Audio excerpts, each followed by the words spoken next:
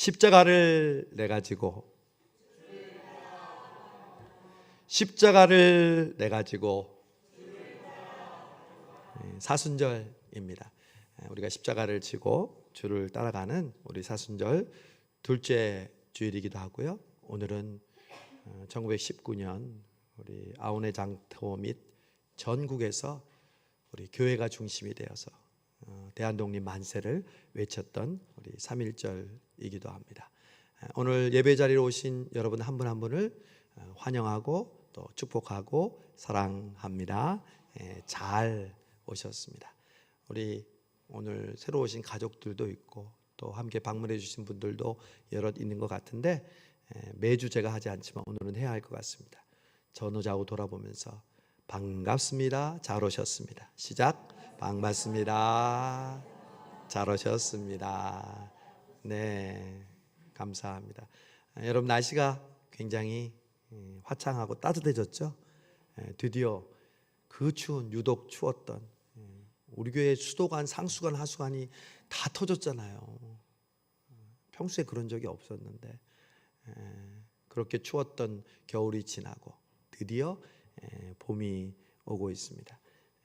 찬송 중에 봄 같은 기쁨 주시네 라는 찬송의 가사가 있어요. 이 봄에, 새봄에 봄 같은 기쁨이 여기 있는 우리 모든 성도들과 가정 가운데 함께 하시기를 축복합니다.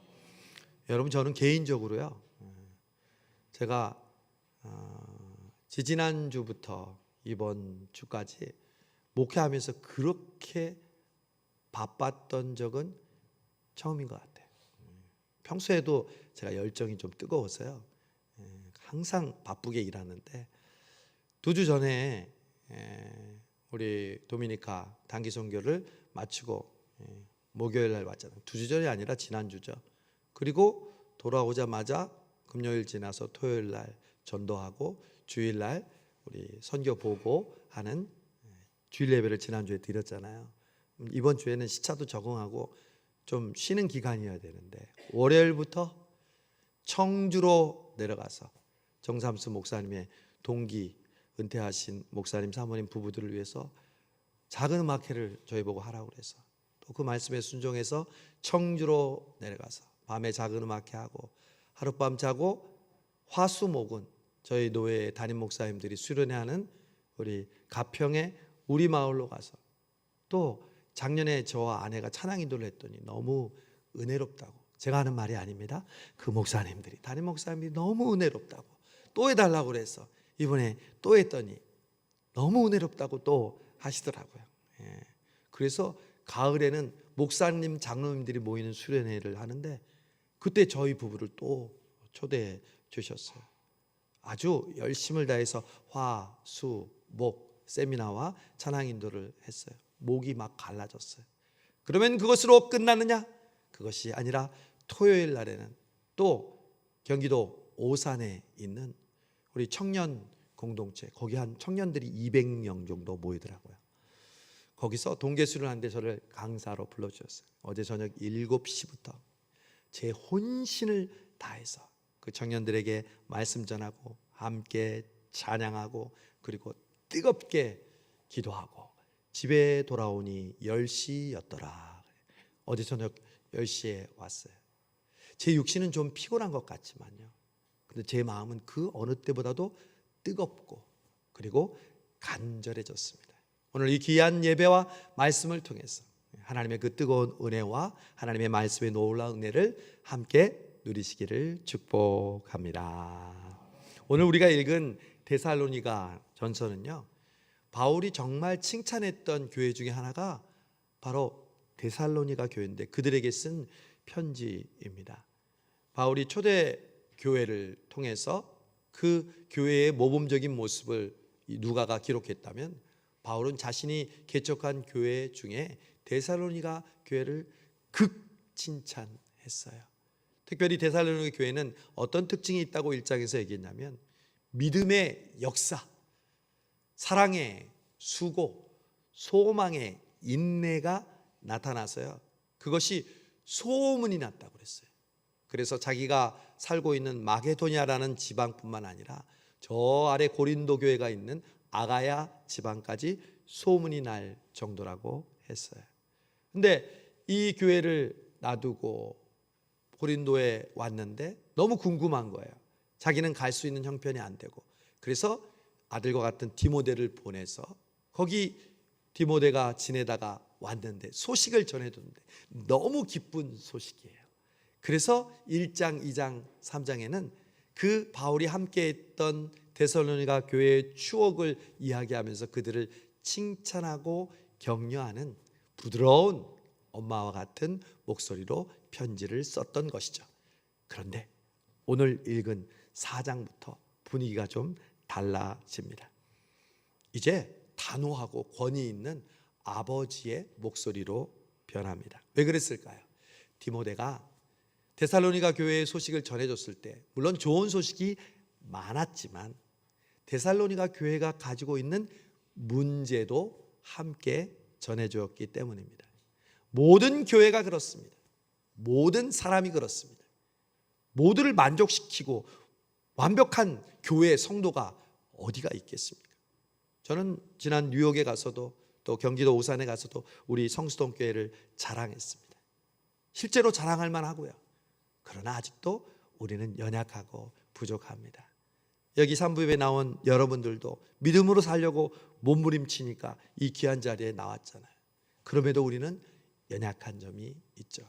바울은 그 사실을 깨닫고 이제 데살로니가 교회의 엄숙한 그리고 무거운 그들에게 권고와 함께 교훈을 하고 있는 것이죠. 여러분, 성경은 똑같아요. 성경도 읽으면서 이 두 가지 밸런스를 유지하면서 읽고 설교도 그렇게 들어야 돼요. 두 가지의 밸런스가 뭐냐? 저를 따라하세요. 의인 따라하기. 성경에 나오는 의인이 있으면 그 의인을 따라하고, 성경을 읽다가 필사하다가 설교를 읽다가 하나님의 사람 의인이 나오면 그를 따라하는 거죠. 그러나 이것으로 끝나면 안 됩니다. 성경에는 의인만큼이나 누가 나오면 악인이 나오거든요. 그 악인을 읽을 때 우리가 어떻게 해야 되냐면, 따라하세요. 악인 자처하기. 악인 자처하기. 내가 베드로입니다. 내가 가룟 유다입니다. 내가 야곱입니다. 이렇게 성경에 나오는 실수하는 연약한 모습을 통해 자기를 인정하면서 성경을 읽을 때 바로 복음적인 은혜의 성경 말씀을 우리가 소화할 수 있는 거죠. 데살로니가 교회도 마찬가지였습니다. 칭찬할 점이 있었지만 데살로니가 교회도 역시 부족한 점이 있었다는 거죠. 바울은 데살로니가 교회에게 복음을 전해주기 위해 갔습니다. 그러나 복음 말고 그들이 일상적인 삶을 통해서 어떻게 살아야 하는지를 함께 가르쳐 줬다고 분명하게 이야기합니다. 여러분, 우리 한국교회 그리고 여기 있는 저와 여러분도 바로 우리의 딜레마가 이것입니다. 예배는 열심히 잘 드립니다. 새벽 기도는 열심히 참석합니다. 그리고 하나님 없으면 못 산다고 얘기합니다. 하나님께 우리의 모든 것이 달려있다고 이야기합니다. 그런데 교회 문을 나서고 우리의 일상에 가면 그 신앙의 밸런스가 깨집니다. 어느덧 세상 사람들과 똑같이 생각하고 말하고 행동하는 우리 자신을 발견하게 되죠. 그래서 우리 한국교회 성도들은 신앙생활은 잘하는데 생활신앙이 따라주지 않는다고 이야기합니다. 제가 어저께 기사를 보았습니다. 2026년 기훈실 기독교 윤리 실천 운동에서 앙케이트 조사한 결과를 발표했습니다. 그 내용은 개신교 한국교회를 여러분은 얼마나 신뢰하십니까?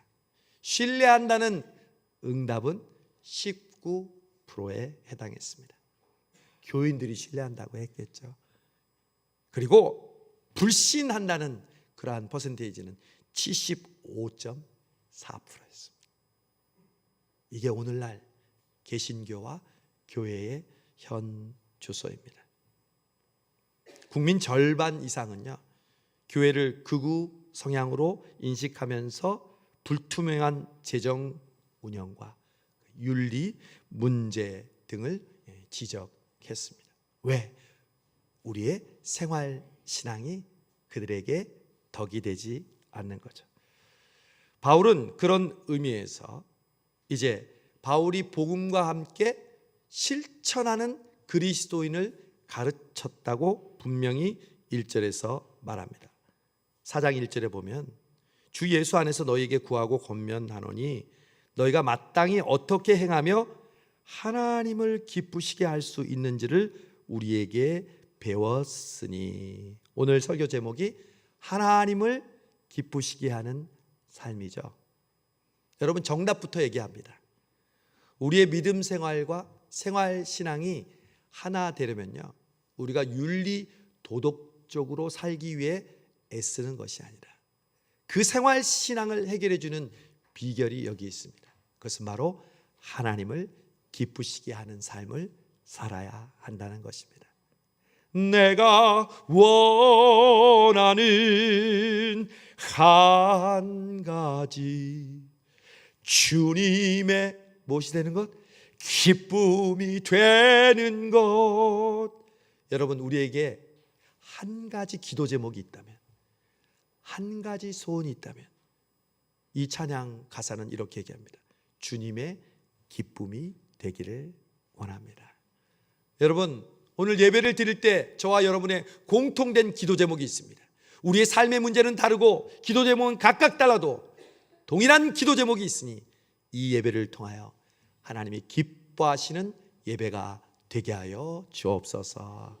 내가 다니는 성수동교회가 하나님을 기쁘시게 하는 교회 되게 하여 주옵소서. 내가 듣고 있는 저 김정한 목사님이 하나님을 기쁘시게 하는 목사가 되게 하여 주옵소서.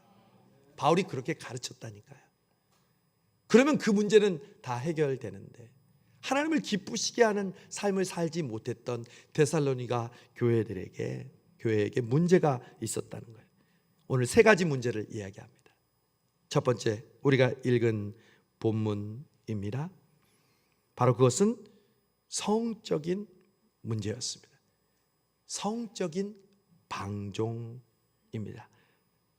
그 문제를 언급하는 데는 이런 배경이 있습니다. 그 당시 고린도와 더불어 성적으로 문란한 이방 도시로 유명했던 도시가 데살로니가였습니다.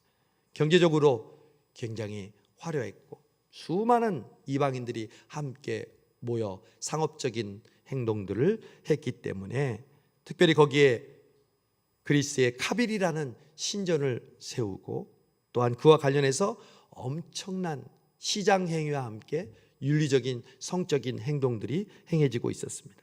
그래서 그 데살로니가의 세상적인 분위기는 아내만을 여자로 취하지 않고 그럴 필요도 없다는 생각이 널리 퍼져 있었습니다. 데살로니가 교회는 그런 가치관과 기준에 그대로 노출되어 있었습니다. 디모데는 데살로니가 교회가 여전히 이 문제 때문에 교회가 어렵다는 소식을 바울에게 이야기했던 것이죠. 그래서 바울은 성에 대한 근본적이고 실제적인 지침을 이야기해주고 있습니다. 그 성에 대한 지침의 가장 핵심은 바로 이것입니다. 오늘 6절에 보니까 이 일에 분수를 넘어서 형제를 해하지 말라. 여러분, 그리스도인의 성적인 문제에 대한 확실한 지침은요, 분수를 넘지 말라는 겁니다. 범위를 넘어서는 안 된다는 것입니다. 성은 하나님이 허락한 것이죠. 성 자체가 죄가 아닙니다. 남자가 부모를 떠나 그 아내와 연합하여 한 몸을 이루는 것은, 그 성을 통하여 생명을 낳게 하신 것은 다름 아닌 하나님이십니다. 그러면 왜 성적인 타락이 일어납니까? 그것은 범위를 벗어났기 때문입니다. 우리에게 주신 성의 범위가 있습니다. 성의 울타리가 있습니다. 그것을 벗어나는 순간 우리는 성적 일탈, 성적인 타락을 경험하게 되는 것이죠. 그것이 바로 결혼 제도입니다. 하나님은 일부일처의 결혼을 통해서 성을 경험하고 진정으로 누리도록 성의 범위를 정하셨습니다. 그러나 그 당시 이방 문화는 이러한 범위가 없었습니다. 데살로니가 교회도 이런 이방 문화의 영향을 받을 수밖에 없었습니다. 그리고 교회 안에서 그런 일들이 일어나니까 교회에 덕이 되지 않죠. 사람들이 수군거리죠. 어떻게 지도자가 저럴 수 있느냐. 그래서 바울은 4절에서 각각 자기 안에 취할 줄을 알고 이방인처럼 세욕을 좇지 말라고 명령합니다. 범위를 벗어나지 말라는 것이죠. 그러나 데살로니가뿐만 아니라 오늘날의 세상도 끊임없이 우리가 범위를 벗어나게 하려고 유혹합니다. 그 범위를 벗어나면 진정한 즐거움과 일탈과 자유를 누리게 될 것이라고 유혹합니다. 세뇌합니다. 여러분, 요즘 우리 주변에서 누가 결혼하기 전에 임신했다 하면 세상 사람들은 뭐라고 하는지 아세요? 혼수 준비했다 이렇게 얘기합니다. 왜? 아이를 너무 안 낳으니까. 결혼한다는데 아이까지 낳았다는데 너무 축하할 일이죠. 그러다 보니 이런 사고방식이 교회에도 자연스럽게 들어옵니다. 제가 모셨던 정삼수 목사님은요, 제가 부목사 시절에 결혼하기 전에 임신하는 경우가 종종 있잖아요. 지금은 뭐 그것을 문제 삼지도 않죠. 그런데 그 당시 목사님은요, 결혼하기 전에 임신한 커플은 교회에서 주례를 봐주지 않았어요. 그리고 예식장에서 결혼하게 하고 또 주례를 안 볼 수 없으니까 부목사님이 주례를 보게 했습니다. 여러분, 요즘은 성의 범위를 벗어난 결과 많은 가정이 깨어지고 있습니다. 결혼을 평생에 걸친 서약 혹은 계약으로 보는 견해는 이제 옛날 이야기처럼 되었습니다. 그리스도인들 중에도 이런 세상의 가치관에 굴복하는 위험에 봉착해 있다는 거죠. 그때 데살로니가 교인들에게 그리고 현재 우리들에게 이 일의 분수를, 이 일의 그 범위를 넘지 말라라고 분명히 얘기합니다. 저는 우리 성수동 교회가 여기는 여러분의 가정이 성의 범위가 지켜지는 교회와 가정이 되기를 간절히 소망합니다. 하나님께서 정하신 울타리 안에서 거룩하고 존귀하게 보존되기를 간절히 소망합니다. 우리의 자녀들이 세속적인 가치관에 물들지 않고 문란한 성적인 그 문화에 휩쓸리지 않고 거룩하고 깨끗하고 순결하게 살기를 간절히 소원합니다.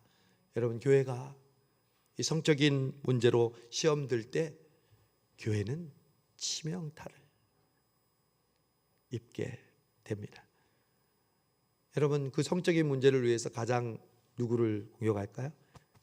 목회자인 저도 예외가 아니죠. 아까 정삼수 목사님은요, 본인 차에 여자 성도를 절대 안 태웠어요. 그리고 여자 성도님이 혼자 상담을 오면요, 문을 활짝 열어놨어요.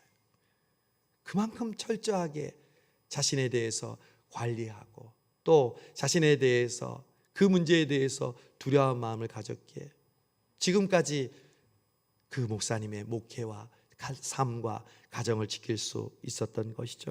사단은요, 지금 교회를 공격하지 않습니다. 여러분 개인과 가정을 공격합니다. 가정이 무너지면 교회가 무너지게 돼 있으니까요. 오늘 이 말씀을 통해서 하나님, 우리의 가정이, 우리의 교회가, 우리의 자녀들이 하나님 울타리를, 범위를, 그리고 한계를 넘지 않게 주시옵소서. 여러분 기도하시기를 바랍니다. 두 번째 데살로니가 교회의 문제는요, 형제 사랑에 관한 문제였습니다. 이상한데 데살로니가 교회는 소문날 정도로 수고하는 사랑을 가지고 있었는데 이게 왜 문제가 되지? 열심히 형제를 위해서 수고하고 있다면서 왜 이게 문제가 됐을까요? 그것은 바로 9절에 보면 너희가 친히 하나님의 가르치심을 받아 서로 사랑함이라. 여러분, 이들에게 어떤 문제가 있었냐면요, 교회 생활을 열심히 하다 보니까 자신의 일을 안 해. 교회 와서 살아. 교회 와서 먹고 교회 와서 지내면서 예배드리고 찬성하고 기도하니까 이것만큼 좋은 게 없는 거야. 그러다 보니까 자신의 생업을 하는 일을 세상 일로 여기고 자기의 일을 하지 않는 몇몇 사람들이 있었다는 거예요. 그들이 다른 사람들에게 은혜가 되지 않고 덕을 끼치지 못한다는 것이죠. 바울이 이 문제에 대해서 어떻게 말씀했을까요? 바울은 형제 사랑에 대해서 9절에 보니까 너희들 자신이 하나님의 가르치심을 받아 서로 사랑함이라. 저는 여기서 중요한 단어를 발견했어요. 여러분, 사랑하면 다 좋은 거잖아요. 그리고 사랑은 숭고하잖아요. 그러니까 더 이상 우리가 말할 것 없잖아요. 아니요, 저를 따라하세요. 사랑은 배우는 감정입니다. 본능이 아니에요. 여러분, 부모가 자식을 사랑하지 않는 부모가 어디 있어요? 그래서 그 본능은 항상 숭고합니까? 아니요.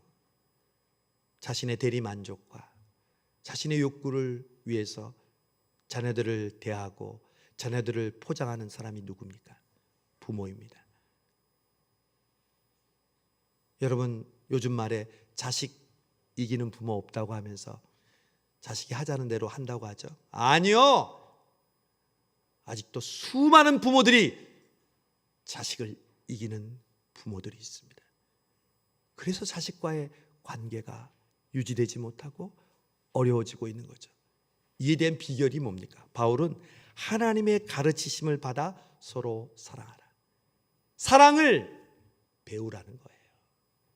신앙생활뿐만 아니라 생활신앙에서도 사랑을 배우라는 거예요. 여러분은 사랑을 배워서 사랑하셨습니까? 여러분, 부부가 되기 전에 부부는 어떻게 살아야 한다고 배운 적이 있습니까? 자녀를 낳고 키울 때 자녀는 이렇게 키우는 것이라고 배운 적이 있습니까? 아니요. 우리는 아무도 배운 적이 없습니다. 그래도 부부로 몇십 년을 살아가고 부부로 자녀와 또한 부모와의 관계를 유지하고 있습니다. 그러니까 서로 상처를 주는 거예요. 왜? 초보자니까. 배우지도 않았으니까. 어떻게 그것을 우리가 그 사랑을, 올바른 사랑을 우리의 삶 속에서 나타날 수 있겠습니까? 그러면 여러분 명심하십시오. 우리는 평생 다녀야 되는 학교가 있는데 그것은 기도학교가 하나고요. 하나는 사랑학교예요. 내가 어떻게 자녀를 사랑해야 하는지. 여러분은 자녀들에게 사과해 보셨습니까? 자녀들이 여러분의 마음을 아프게 해서 서운하고 섭섭하고 괘씸하다고 생각했지. 여러분이 자녀들에게, 성경에서도 많은 자녀를 노엽게 하지 말라. 여러분은 그때 자녀들에게 뭐라고 얘기했습니까? 여러분, 한번 시간을 내서 자녀에게, 제 자녀가 혜인이에요. 혜인아, 아빠가 미안해. 준서가, 아빠가 미안해. 여러분, 그 한마디에 자녀들의 마음은 녹는 거예요. 왜 부모들은 잘못을 하지 않습니까? 왜 함부로 말하고 상처하지 않겠습니까? 왜 그런데 그냥 부모라는 자격으로 그것을 덮고 지나갑니까? 성경은 가르친 대로 사랑하라고 합니다. 하나님께서 우리에게 가르쳐 주신 대로. 아유, 목사님, 저는 평생 이렇게 살았어요. 이렇게 살다가 죽죠 뭐. 천만의 말씀입니다. 그럴 때 관계가 뒤틀리고 깨지고 회복되지 못해서 후회할 때 여러분은 어떻게 하시겠습니까? 제가 어저께 오산에 집회를 일찍 갔어요. 그래서 새가족실에서 설교를 준비하고 앉아있는데 한 청년이 왔다 갔다 해요. 그래서 제 눈을 딱 마주쳤어요. 씩 웃더라고요. 아, 청년인가 보다. 조금 있다가 갑자기 그 청년이 제 방으로 들어오는 거예요. 목사님, 저는 누구누구입니다. 목사님께 드리고 싶은 말씀이 있어요. 그래서 한 번도 만나보지 못하고 우리 교인도 아닌데 무슨 얘기를 하려고. 목사님, 저는 얼마 전 자살 충동으로 자살을 시도했었어요. 그런데 교회에 와서 신앙생활 하게 돼서 좋아졌다고 생각했는데 단기 선교를 갔는데 거기서 자기가 자해를 했다는 거예요. 그래서 주변 청년들이 자기를 보는 눈이 불안하고 두려워하는 게 느껴진다는 거예요. 목사님, 저를 위해 기도해 주세요 그러는 거예요. 설교 준비를 하다가 말고 그 자매의 머리에 손을 얹고 기도했어요. 눈물을 막 흘리더라고요. 말씀 전할 때도 맨 앞자리에 앉아서 마치 막달라 마리아처럼 눈물을 흘리더라고요. 제가 그 청년의 가정 상황은 알지 못해요. 얼마나 아프고 힘들었을까 다시 한번 생각하게 됩니다. 사랑하는 여러분, 배우십시오. 사랑하는 할아버지, 할머니 여러분, 배우십시오. 어떤 게 자녀와 손주를 사랑하는 사랑의 표현인지. 사랑하는 부모 여러분, 여러분의 자녀를 여러분의 대리 욕구로 만들지 마십시오. 여러분, 여러분의 신앙의 미명 아래 여러분의 자녀를 위해서 무엇을 가장 우선순위로 합니까?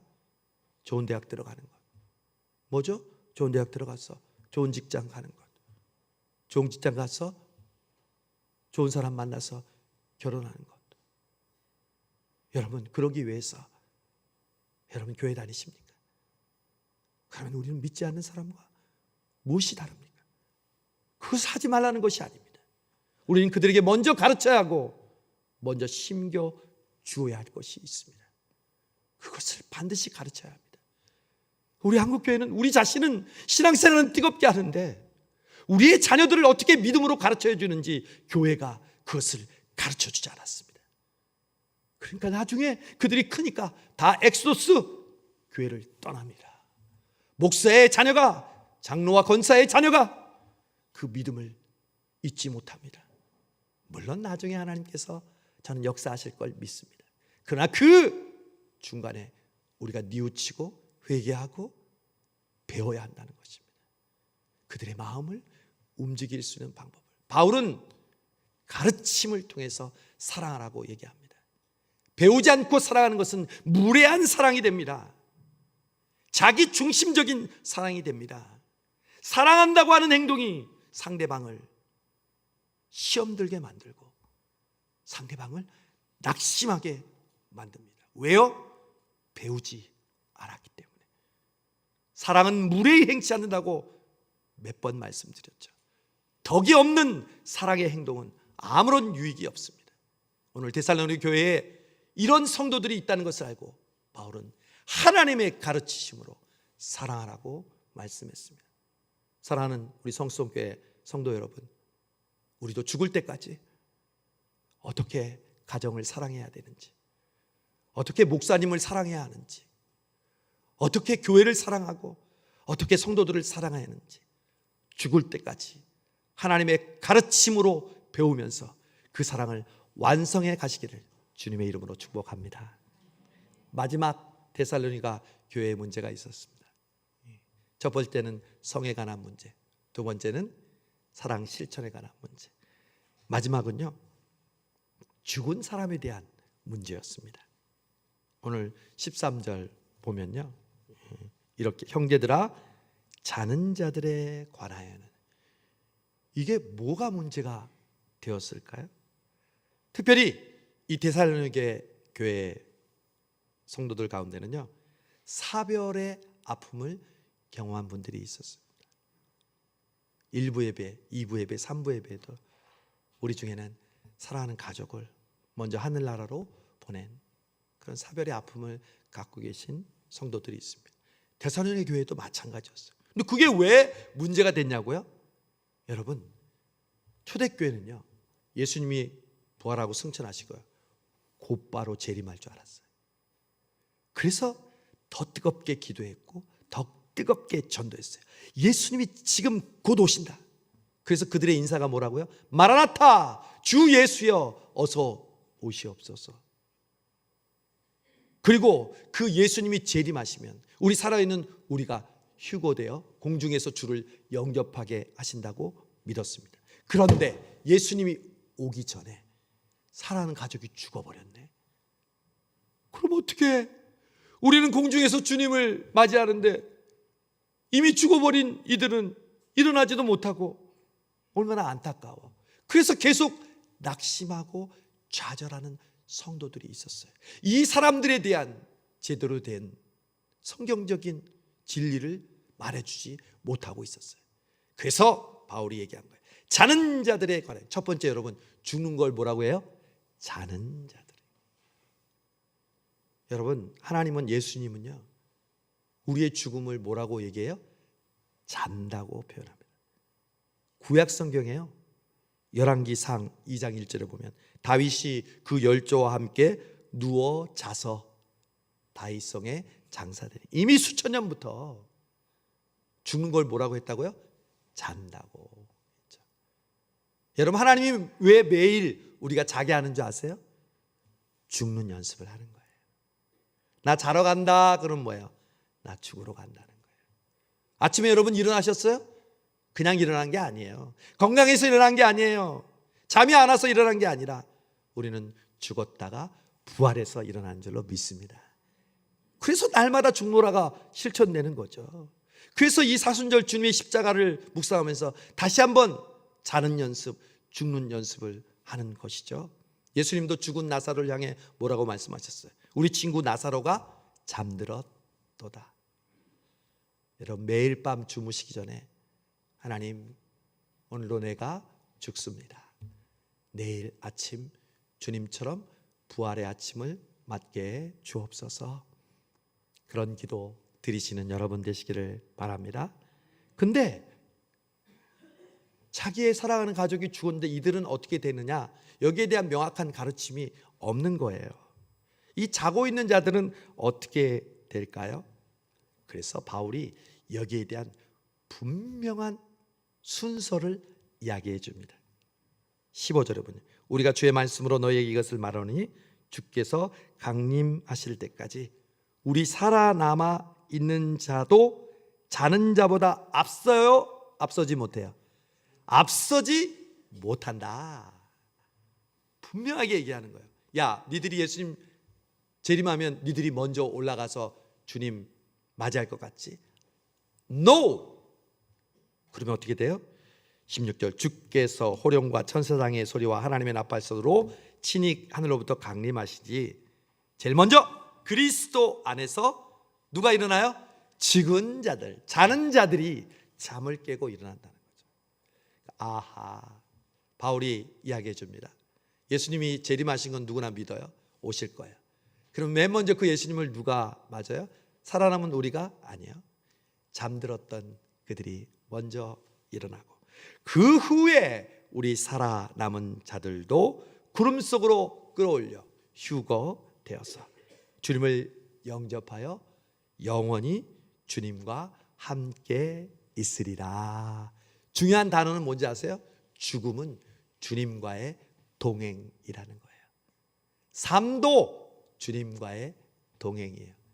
그래서 우리는 사나 죽으나 영원히 주님과 함께 있는 거예요. 이걸 잊지 말라는 거예요. 그래서 너의 사랑스러운 가족이 비록 먼저 죽었다 해도 슬퍼하고 좌절하고 낙심하지 말라는 거예요. 여러분, TV를 보면요, 자기 부모님에 대한 효성과 자기 아내나 남편에 대한 그러한 애착으로 막 사진을 매일 갖고 다녀. 심지어 무덤 앞에서 몇 년을 살아. 아니, 저는 TV에서 무덤 안에 거할 수 있는 장소를 만들어서 거기서 돌아가신 그 부모님 중에 한 분하고 같이 산다는 사람도 봤어요. 여러분, 이것은 뭐 부모를 효도하고 가족을 사랑하는 것을 부인하는 것이 아니라 무지입니다. 아까 가르침을 받지 못한 사람과 똑같은 결과죠. 무지는 뭐를 낳냐면요, 절망을 낳습니다. 무지는 슬픔을 낳습니다. 무지는 낙심하게 만듭니다. 그래, 하나님은 우리를 무지하게 창조하지 않으셨고 우리를 무지하게 먼저 하늘나라로 간 우리의 가족들을 무지하게 내버려 두지 않으셨습니다. 오늘 바울이 얘기합니다. 그게 아니야. 그 사람들이 죽으면 사라지는 게 아니고 우리만 천국 가는 게 아니야. 그들은 자는 사람들이야. 먼저 일어날 거야. 주님을 가장 먼저 맞이하게 될 거야. 그리고 살아남은 우리가 함께 맞이할 거야. 여러분이 언제 죽을지 모르잖아요. 여러분 혹시 아세요? 건강하다고 오래 사나요? 병들었다고 금방 죽나요? 아니요. 우리는 항상 죽을 준비를 하는 거예요. 살아있어도 주와 함께 있고 죽어 있어도 주와 함께 있는 이 사실을 잊지 말고, 혹 사랑하는 가족이 먼저 하늘나라로 갔어도, 생명을 잃었어도 그들은 자는 거예요. 그들은 먼저 일어날 거예요. 우리 보고 오라고 할 거예요. 어서 오라고 할 거예요. 이걸 생각할 때 우리에게 소망이 있는 거예요. 위로가 되는 거예요. 내가 살아있는 동안에 그 이유를 알게 하는 거예요. 오늘 바울이 이 실제적인 지침을 우리에게 주신 것이 얼마나 감사한지 몰라요. 여러분, 신앙은 현실입니다. 신학이 아니고요, 그냥 뭉게구름 속에 있는 게 신앙이 아니에요. 신앙은 철저한 현실입니다. 그래서 예수님은 현실적인 이야기만 했습니다. 눈에 보이는 것으로 비유하시고 실제적인 신앙을 가지고 사람들을 가르치시고 위선적인 종교 지도자들을 공격하셨습니다. 사랑하는 여러분, 이 사순절 오늘 주님이 주신 말씀처럼 여러분의 현실 속에서 예수님의 십자가를 경험하시고, 여러분의 현실 속에서 삶의 범위를 넘지 마시고, 여러분의 한계를, 여러분의 울타리를 넘지 마시고, 가르침대로 오늘도 배우고 또 배우고 하나님이 주시는 위로와 소망으로 살아가는 우리 모든 성도들 되시기를 주님의 이름으로 축복합니다. 하나님 감사합니다. 오늘도 우리를 가르쳐 주셔서 감사합니다. 하나님께서 이 3.1절 이 나라와 이 민족을 수많은 외침을 당한 이 대한민국을 여기까지 지켜주신 것, 하나님의 무조건적인 은혜인 줄로 믿습니다. 하나님, 오늘 말씀처럼 하나님의 가르침대로 배우고 또 배우며 우리에게 주어진 사순절 하루하루 십자가를 붙들고 주님과 동행하는 우리 모든 성도들 되게 하여 주옵소서. 예수님의 이름으로 기도하옵나이다. 아멘.